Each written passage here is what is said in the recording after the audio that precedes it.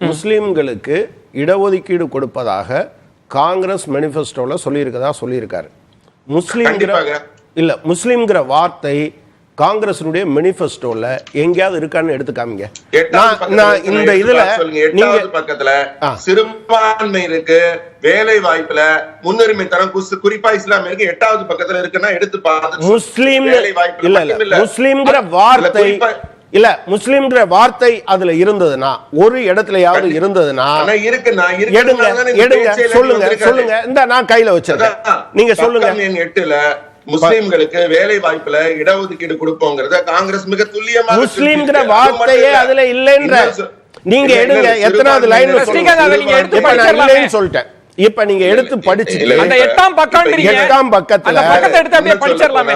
இல்ல இப்ப என்கிட்ட தரவுகள் என்கிட்ட இப்ப நான் வந்து ஊர்ல இருந்து பேச 11வது பாயிண்ட்ல இருந்து ஆரம்பிக்குது.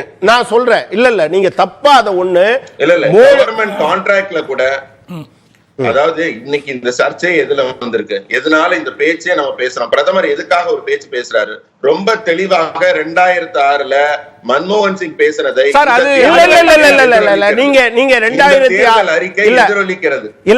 ஒரே ஒரு விஷயம் துல்லியமாக ஸ்ரீகாந்த், நீங்க காத்துருங்க, நான் உங்களுக்கு நேரம் தரேன். ஸ்ரீகாந்த், நீங்க காங்கிரஸோட தேர்தல் அறிக்கையை எடுத்து அந்த 8ஆம் பக்கத்தை எடுத்து அங்க முஸ்லிம்ன்ற வார்த்தை இருந்ததுன்னா நீங்க பேசலாம். நான் உங்களுக்கு டைம் தரேன், நீங்க அதை தேடி எடுத்துட்டு நான் பேசலாம். அதாவது ஒரே ஒண்ணு சொல்லிடுறேன். தவறு பிரதமரும் அத தப்பாவே பேசுறாரு, திரும்ப திரும்ப இவங்களும் பேசுறாரு.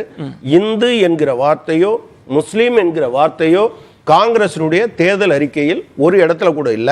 அவர் சொல்ற 8ஆம் பக்கத்துல பாயிண்ட் நம்பர் 11ல இருந்து பாயிண்ட் நம்பர் 16 வரை இருக்கு.